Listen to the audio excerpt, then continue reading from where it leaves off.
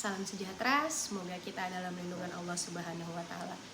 Perkenalkan, nama saya Hidayati, SEMSA, dosen tetap program studi pendidikan ekonomi pada Fakultas Keguruan dan Ilmu Pendidikan Universitas Palangkaraya. Saat ini saya dalam proses mengikuti sertifikasi dosen gelombang 1 yang diselenggarakan oleh Kemendikti-Saintek tahun 2025. Saya akan melakukan penyusunan dokumen pernyataan diri dosen dalam unjuk kerja Tridharma Perguruan Tinggi atau yang dikenal dengan PDD UKTPT. Pada kesempatan ini, saya akan memaparkan salah satu mata kuliah yang saya ampuh, yaitu dasar akuntansi. Saya mengajar mata kuliah dasar akuntansi pada semester 1 dengan bobot 2 SKS, dan mata kuliah dasar akuntansi ini merupakan mata kuliah wajib dengan kode khusus 1 AIP 231020. Adapun deskripsi mata kuliah akuntansi dasar ini yaitu mata kuliah akuntansi dasar membahas tentang konsep dasar akuntansi, siklus akuntansi, persamaan dasar akuntansi, dan pembuatan laporan keuangan untuk berbagai jenis perusahaan, baik perusahaan jasa, dagang, ataupun manufaktur. Perkuliahan dasar akuntansi diselenggarakan dengan pembelajaran luring atau tatap muka secara langsung. Mahasiswa mendapatkan materi perkuliahan, RPS, serta mengumpulkan tugas secara langsung saat tatap muka di kelas.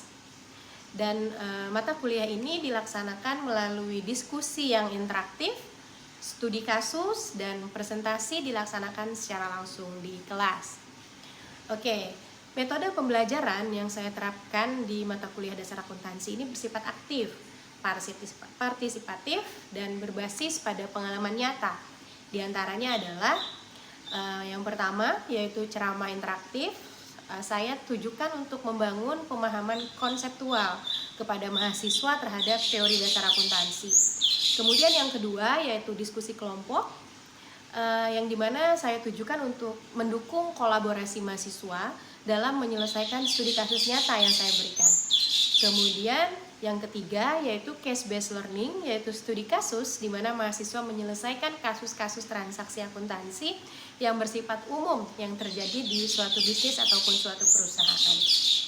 Baik, untuk capaian pembelajaran di sini meliputi CPL 1, 2, dan 3. Yang pertama adalah CPL 1 yaitu mahasiswa mampu bekerja sama dan bertanggung jawab atas pekerjaannya. CPL 2 yaitu mahasiswa mampu berkomunikasi secara efisien baik secara lisan maupun tertulis di bidang ekonomi, khususnya akuntansi. Kemudian CPL 3 yaitu mahasiswa mampu mengambil keputusan berdasarkan analisis informasi dan data. Oke, baik. Untuk capaian pembelajaran pada mata kuliah dasar akuntansi ini diharapkan mahasiswa dapat menerapkan pemikiran yang logis, kritis, sistematis, dan inovatif dalam konteks pengembangan atau implementasi ilmu pengetahuan dan teknologi yang memperhatikan dan menerapkan nilai humaniora. Itu tertuang dalam CPMK 1. Kemudian CPMK 2 yaitu mahasiswa mampu menunjukkan kerja mandiri, bermutu, dan terukur. CPMK 3 yaitu mahasiswa mampu mengambil keputusan secara tepat dalam konteks penyelesaian masalah, karena tadi berbasis studi kasus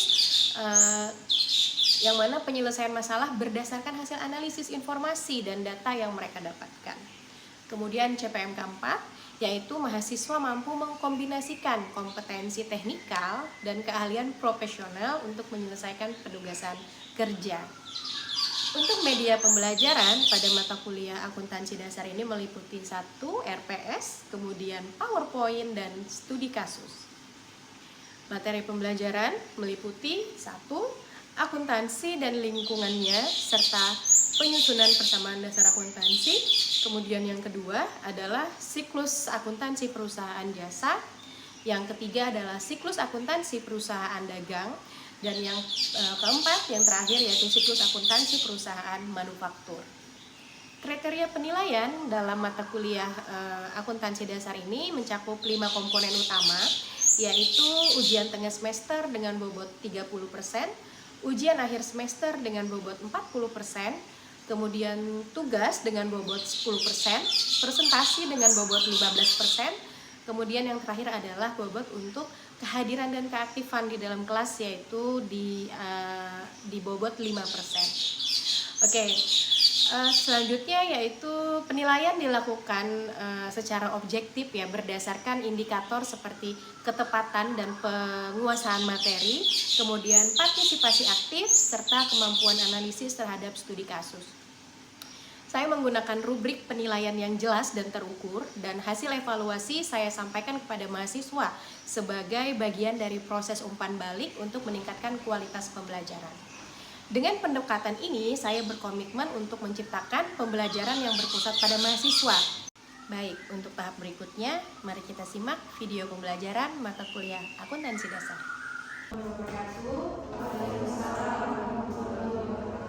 Baik, selamat pagi teman-teman semua. Pagi, Bu. Oke, apa kabar hari ini? Luar biasa. Seperti biasa, sebelum kita memulai perkuliahan pada pagi hari ini, silakan Zola pimpin doa terlebih dahulu. Baik teman-teman, sebelum kita mulai pembelajaran pada hari ini, alangkah baiknya kita berdoa terlebih dahulu. Izinkan saya memimpin dengan tata cara agama Islam. Doa dimulai. Rabbana atina fid dunya. Doa selesai. Baik, terima kasih Zola. Oke, teman-teman, hari ini kita masuk ke dalam mata kuliah akuntansi dasar ya, yang mana nanti topik kita hari ini adalah membahas terkait siklus akuntansi. Oke, sebelum masuk ke materi siklus akuntansi, saya ingin menyamakan persepsi kita dulu terkait metode dan tujuan pembelajaran. Nah, jadi di pagi hari ini metode pembelajaran kita adalah satu ceramah. Kemudian nanti saya akan memberikan sedikit studi kasus yang akan kita bahas bersama. Kemudian nanti ada sesi diskusi ya teman-teman. Oke, kemudian untuk pertemuan pagi ini saya mengharapkan nanti tujuannya adalah setelah mengikuti pertemuan pagi ini teman-teman bisa memahami tentang konsep dasar persamaan akuntansi. Kemudian yang kedua teman-teman dapat memahami tentang apa itu siklus akuntansi. Kemudian yang ketiga teman-teman dapat melakukan proses akuntansi. Oke, sebelum masuk ke materi, saya ingin teman-teman semua di sini kita menyamakan persepsi dulu ya terkait siklus. Nah, saya di sini punya gambar siklus nih, siklus kupu-kupu ya, perubahan kupu-kupu. Coba dari gambar ini, saya ingin tahu persepsi teman-teman terkait siklus itu apa? Siapa yang ingin menjawab? Silakan. Oke, Zola. Nah, jadi siklusnya itu sama halnya dengan siklus kupu-kupu. Siklus yang pertama itu telur. Itu seperti adanya sebuah transaksi. Kemudian berubah menjadi ulat, yaitu menjadi sebuah pencatatan, Bu. Kemudian menjadi kepompong, yaitu penyesuaian dan penyusunan, Bu. Kemudian yang terakhir itu menjadi kupu-kupu, yaitu menjadi sebuah laporan keuangan, Bu. Oke, bagus sekali ya.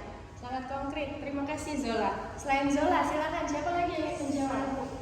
Oke, Lauren. Jadi menurut saya siklus itu adalah sebuah step-step yang harus dilalui sebelum sampai kepada intinya. Jadi seperti dalam gambar, jadi telur itu tidak bisa menjadi kepompong kalau tidak melalui ulat. Jadi kurang lebih seperti yang dikatakan Zola bahwa ini adalah step-step yang harus dilalui oleh.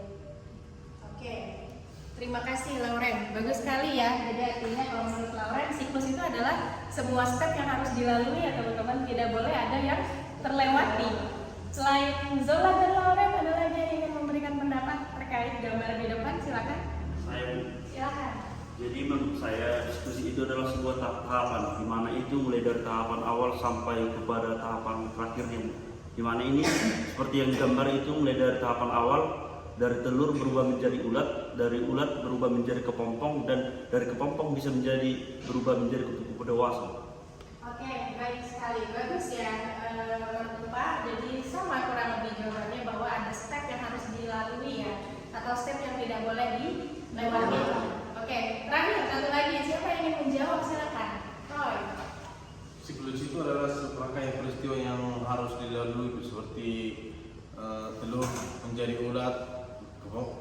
menjadi kepompong dan kepompong menjadi kupu-kupu. Jadi satu rangkaian itu tidak bisa dilewati, salah satunya telur tidak bisa menjadi kepompong. Oke, baik, bagus ya, terima kasih Roy. Jadi teman-teman, dari satu gambar ini kita bisa menyamarkan persepsi kita semua ya, bahwa siklus itu adalah suatu tahapan yang harus dilewati ya, atau step yang harus kita kerjakan sebelum kita mengerjakan step berikutnya. Artinya kalau kita lihat di depan ini bahwa kupu-kupu itu tidak akan menjadi kupu-kupu kalau tidak menjadi kepompong dulu. Kepompong itu tidak akan menjadi kepompong kalau tidak menjadi ulat terlebih dahulu. Sedangkan ulat ini tidak bisa muncul kalau tidak ada telurnya. Oke, sampai sini paham terkait siklus ya teman-teman secara konsep ya. Oke, terkait siklus secara konsep ini karena sudah kita samakan persepsinya, maka kita coba masuk ke materi hari ini yang berhubungan dengan siklus akuntansi. Oke, terkait akuntansi ini digambarkan sebagai suatu proses ya teman-teman, yaitu proses untuk mengidentifikasi, kemudian mencatat dan melaporkan peristiwa-peristiwa ekonomi di dalam organisasi. Coba siklusnya di sini dari apa teman-teman? Satu harus setelah diidentifikasi maka kita melakukan pencatatan. Setelah melakukan pencatatan maka kita akan melaporkan. Sama dengan siklus kupu-kupu tadi ya. Kita tidak bisa melakukan pelaporan kalau kita tidak mempunyai catatan. Kita tidak akan mempunyai catatan kalau kita tidak melakukan identifikasi. Sama nggak teman-teman?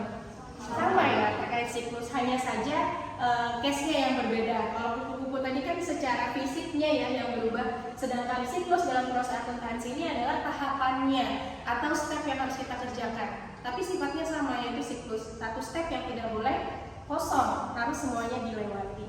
Nah, kemudian di dalam akuntansi itu kita menggunakan yang namanya double entry system.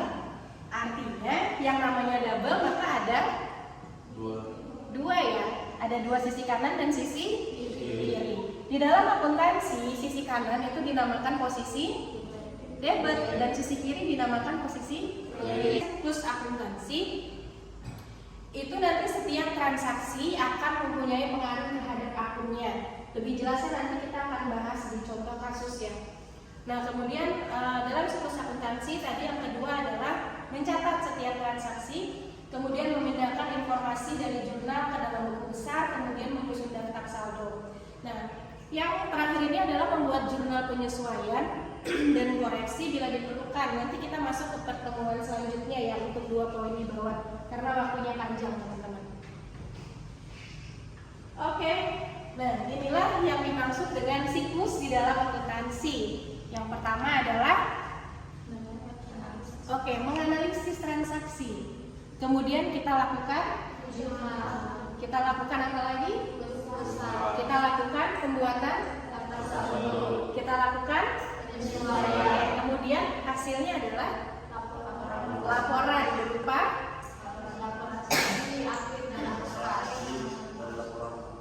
Oke, pertanyaan saya, bisa nggak kita bikin laporan operasi kalau kita tidak melakukan jurnal?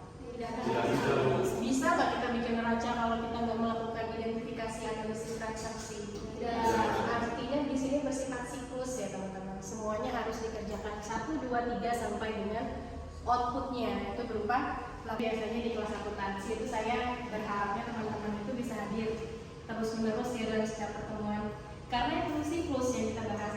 Karena kalau pertemuan kedua misalnya teman-teman tidak ikut ya, maka akan susah mengikuti pertemuan atau pembahasan topik ketiga. Ingat nggak saya pernah di sini ketika kita melakukan yang pertama adalah analisis transaksi, kemudian kita melakukan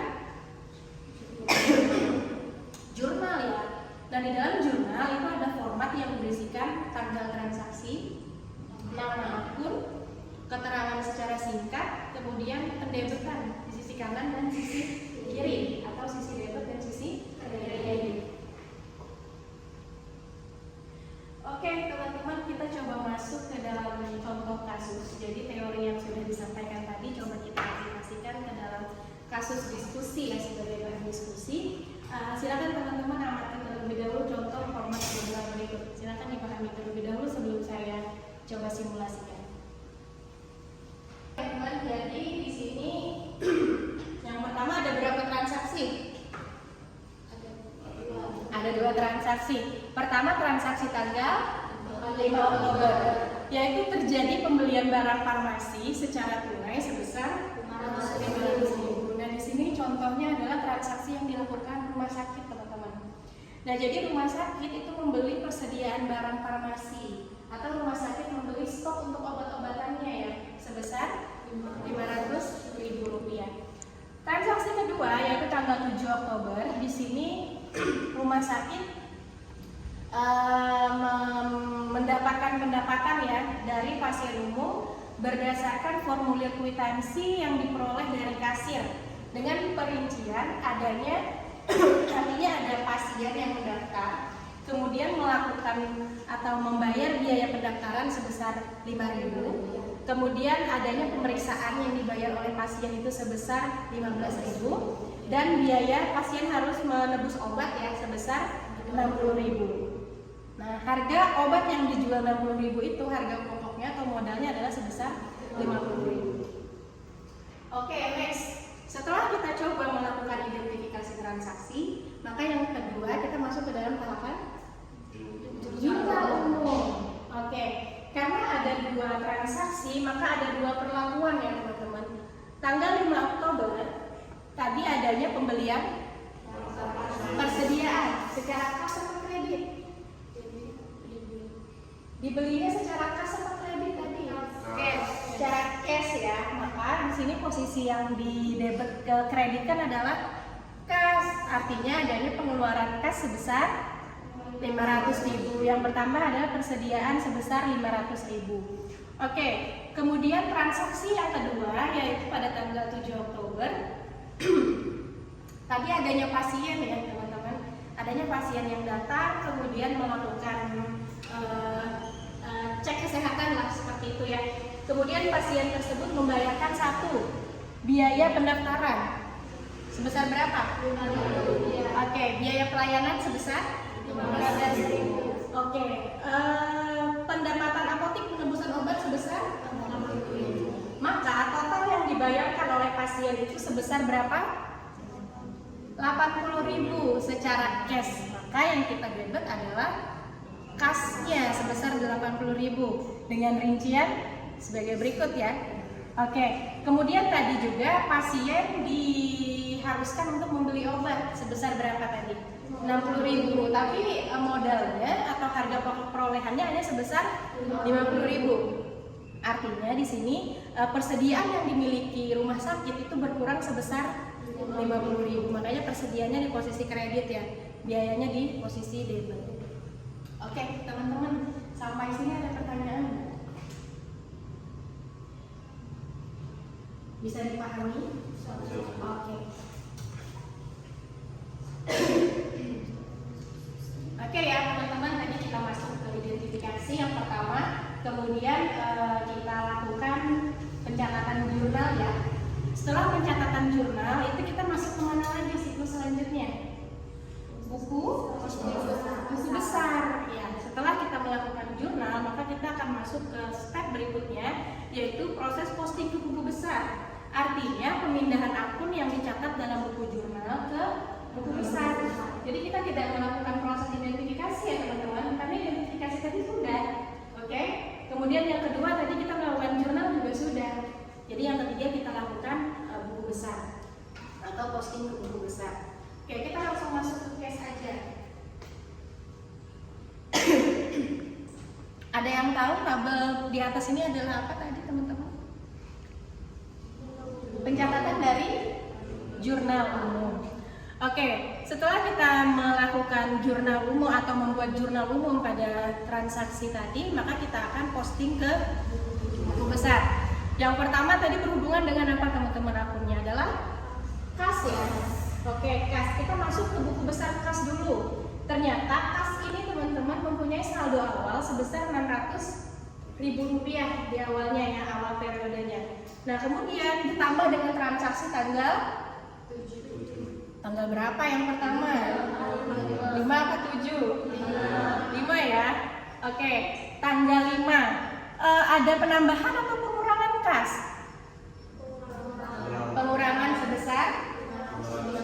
Dari transaksi apa teman-teman? Pembelian persediaan ya 500.000. Maka di tanggal 5 karena saldo awalnya adalah 600.000 di tanggal 1, kemudian dikurangi transaksi di tanggal 5 sebesar 500, saldo akhirnya menjadi 100.000. Oke, kemudian yang berhubungan dengan kas di tanggal berapa lagi transaksinya? Tanggal 7. Kasnya bertambah atau berkurang teman-teman? Bertambah karena adanya transaksi cek kesehatan ya, karena ini layanan jasa.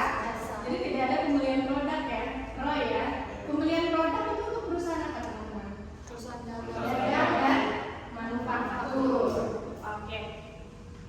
Tanggal 7 berarti adanya penambahan atau pendapatan dari layanan jasanya sebesar 80.000. Maka saldo akhirnya menjadi 180.000. Sampai sini ada pertanyaan? Oke ya, Selfie bisa mengikuti sampai sini ya. Oke, lanjut untuk akun persediaan barang. Oke, yang berhubungan dengan transaksi terkait persediaan itu tanggal berapa teman-teman? Tanggal 5, yaitu adanya penambahan persediaan sebesar 500. Oke, kalau penambahan persediaan posisinya debit atau kredit? Debit ya.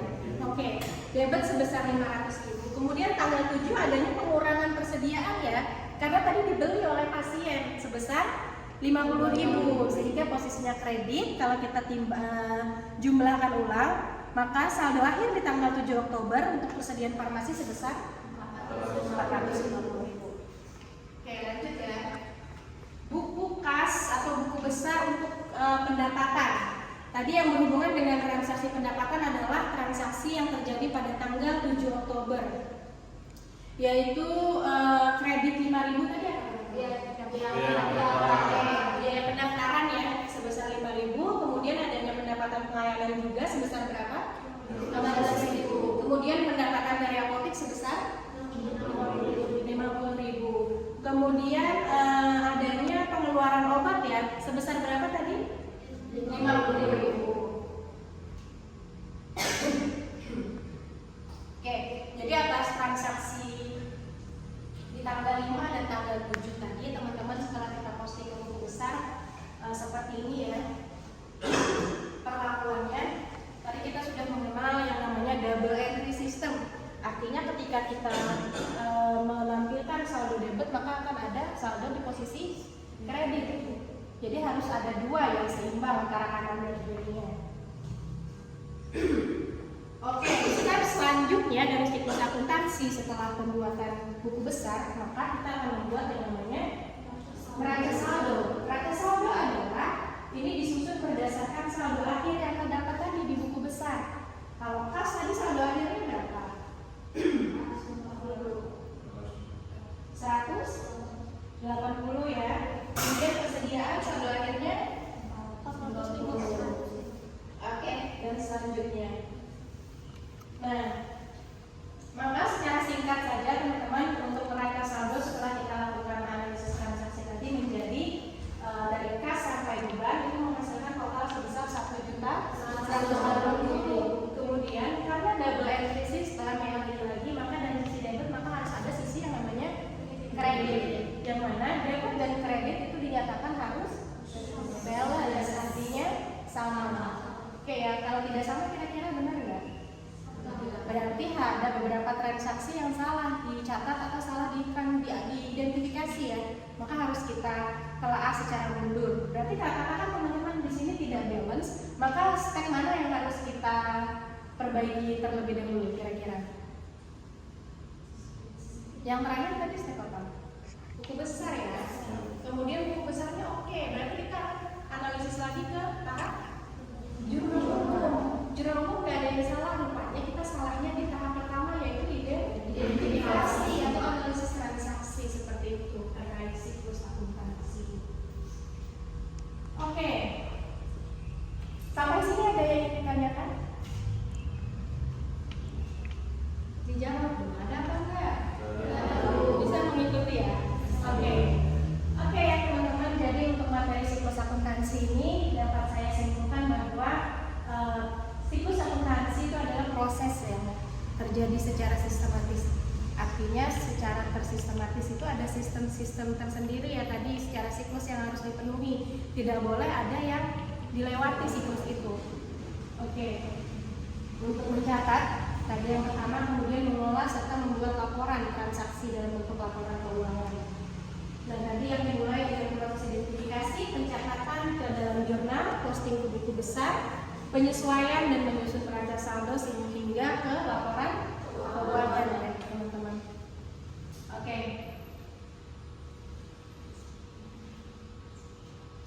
Oke teman-teman, untuk pertemuan hari ini saya rasa materi kita cukup ya terkait siklus akuntansi.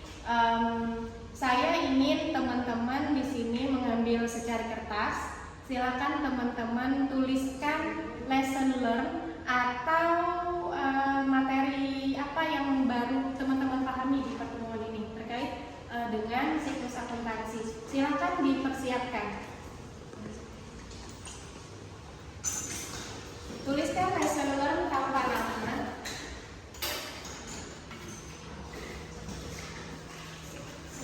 Silakan dituliskan ya. Silakan dituliskan tanpa nama lesson learn apa yang teman-teman peroleh di dalam pertemuan hari ini.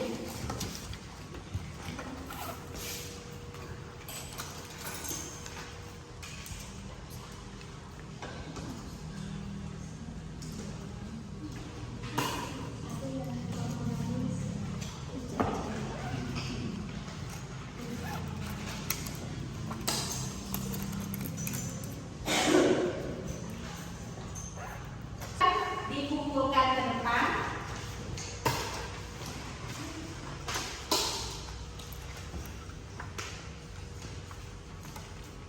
Oke.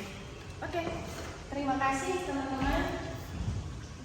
Nanti coba akan saya baca dan evaluasi ya pemahaman apa yang teman-teman dapat dalam pertemuan hari ini. Pertemuan hari ini saya cukupkan. Terima kasih atas kehadiran dan perhatian teman-teman.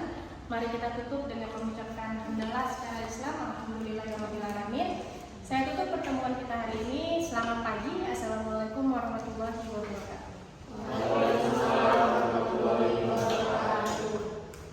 Sekian rekaman pembelajaran dalam mata kuliah akuntansi dasar pada program studi Pendidikan Ekonomi, Fakultas Keguruan dan Ilmu Pendidikan Universitas Palangkaraya. Video ini digunakan sebagai salah satu syarat penyusunan dokumen pernyataan diri dosen dalam unjuk kerja Tridharma Perguruan Tinggi atau PDD UKTPT. Semoga dapat menjadi pertimbangan baik dalam proses pengajuan sertifikasi dosen gelombang 1 tahun 2025. Terima kasih. Assalamualaikum warahmatullahi wabarakatuh.